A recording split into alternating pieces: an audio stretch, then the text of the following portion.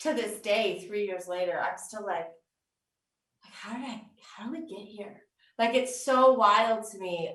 The world keeps shifting under my feet. All I want is for it to stand still.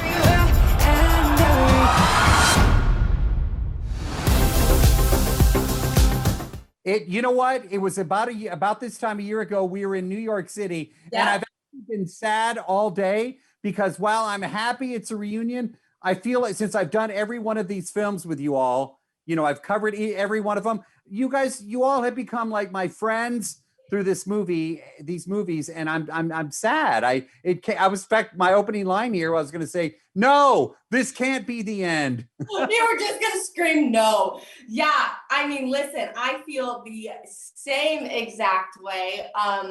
There's a line. Actually, I think it's I think it's a voiceover at the end of the film that says, "I never realized that you could be this sad and this happy at the same time." And that like perfectly encapsulates exactly how I feel about it ending.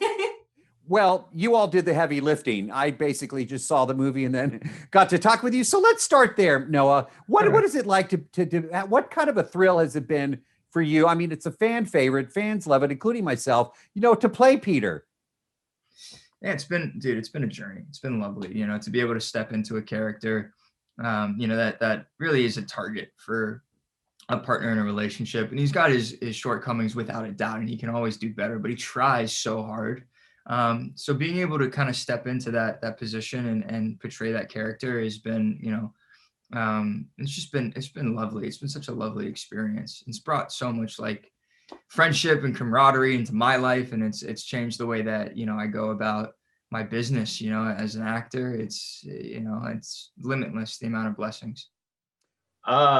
The biggest deal for me is just being creatively free on set, and what I mean is that like we improv so much because just our natural chemistry is so strong that it was one of the first times I was able to actually just do that. So it was very liberating, and it was just really funny. We were just always laughing on set. Like that was a pure joy.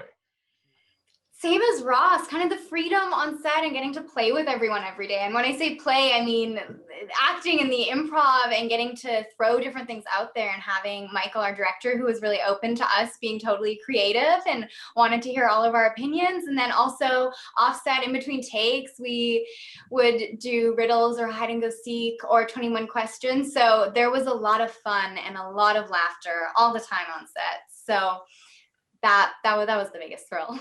It's been the best opportunity ever. Honestly, this is like a once in a lifetime kind of thing. And to get to be together with these people for 3 whole movies, we would have never expected that when we were making the first one, that it would have gone for this many years and had this kind of reaction by fans. So really just feeling so grateful, and to have also kind of grown up on these sets and with these people and grown with Kitty has been such an incredible experience. Janel, same question for you. The biggest thrill about being a part of this film series is what for you? Being able to film with these girls. They've really become like my real life sisters, and we've had such amazing memories. We got to go to Korea this last movie and film there together and wrap the movie there together, which is just a priceless memory. I mean, we couldn't believe that was our job. And I'm just going to miss it so much. So good to see you again. I feel like I've gone on this ride with you and the cast because I've covered every film in this series. So last time you and I spoke in New York, you kind of hinted about the third one that is just amazing. I just saw it last night. So I'm praying and I'm hoping that maybe you'll hint number 4. No. What did I hint about the third one last time? My gosh. Well, we were just talking the second one. And then it some of the cast, and you kind of you didn't come out and say it, but that's when it kind of was announced that that the third one was coming out. So I was really hoping that maybe in one of these interviews today, I'm going to get somebody to say, yeah, we're going to do it all over again. Oh, I'm sorry to disappoint you, but I do hope that you feel satisfied though by the end of Lara Jean's story, right? I mean, like I think it's nicely tied up at the end, while still leaving a little bit of room for imagination. See, there you go. For I'm gonna people's take it as- imagination.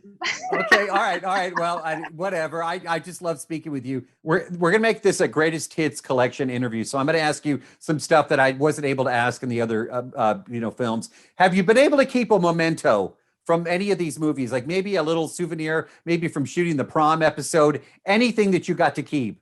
Yeah, I stole a couple books. There's a book that's written in the third movie, and I took 3 of them, so that's gonna live on my shelf. I took the wardrobe from the day when we did the shot for shot from the Big Lebowski, and then I have, of course, the actor chair, director chair, the back parts of that. All right, this is a question for you both. We'll start with you, Ross. How have you felt that your character has grown from the first film now to the third? Well, so from the first film to the third, Trevor literally phased into existence. So that's a pretty big change. He went from not being there to there. But also, like, he doesn't change too much, which I kind of admire about him. Like, he doesn't change. He's always the same guy. He's the anchor. He's the rock for Chrissy. Always. Madeleine, talk about Chris, her growth from the first film now to the third. I think from the first to the third, we see her mature like all of the characters, and kind of in a similar way to Trevor. She knows who she is from the beginning and continues like in that lane, but she also grows, and her and Lara Jean's friendship blossoms, and she meets Trevor, and that is kind of different for her. They're kind of opposites who attract, and that's something for her to kind of like wrap her head around. And that was really, really cool to explore, and to see her kind of choose her way towards the end as they graduate. Filming in Korea, my goodness, just what was that experience like? It was unbelievable. I mean, we got to go shoot in some amazing tourist destinations, eat some amazing food that was made fresh for us at the night markets during scenes. No, it was the craziest, the most unforgettable trip for sure. We got to explore on our off days, but also as we were shooting. So best combination, dream job, dream trip, honestly. Are you sad to say goodbye to Lara Jean? Yeah. Oh my God, I'm devastated. My heart. It's funny when we wrapped the film, I was so I was just like, I basically did a scene by myself. We were in Korea. Everyone had wrapped already. It was just me, and I was doing the scene in this marketplace.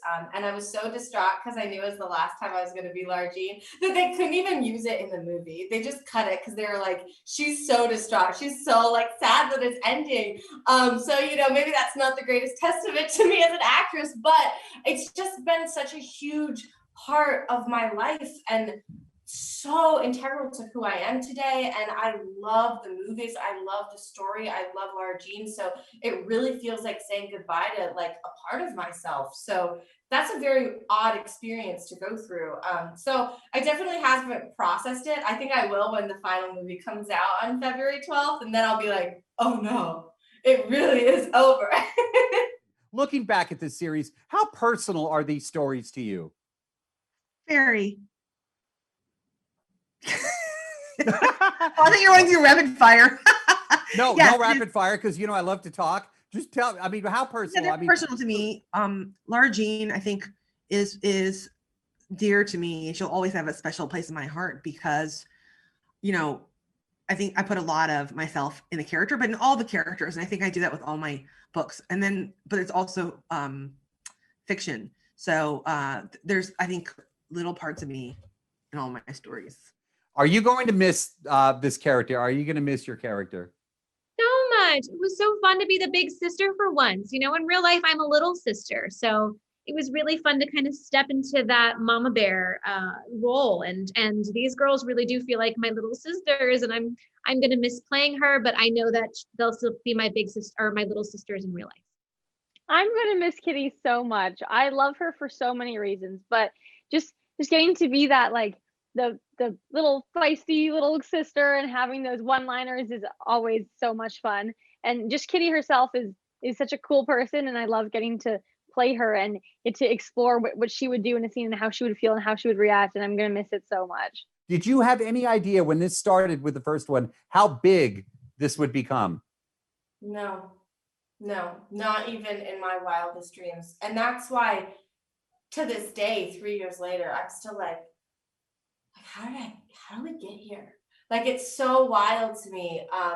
We made the first movie, honestly, as an indie. You know, we didn't even know if anyone would, you know, pick it up, let alone see it. So we really made it because we love Jenny, we love her writing, and we liked the story and we liked the characters. I had no idea it would be this big. I would say passionate, like even from the very beginning with my like group of readers, they were always really passionate and showing up to my book signings dressed up as Lara Jean. And this is well before there was a movie. And so I knew that like she had struck a chord for them. And for me, that was really gratifying. I know this is like asking a parent who their favorite child is, but who's your favorite character? I mean, to write, I think Kitty's probably my favorite because it's fun to have a character who really just says whatever she's thinking and she does whatever she wants. And it's a little bit like a wild pony.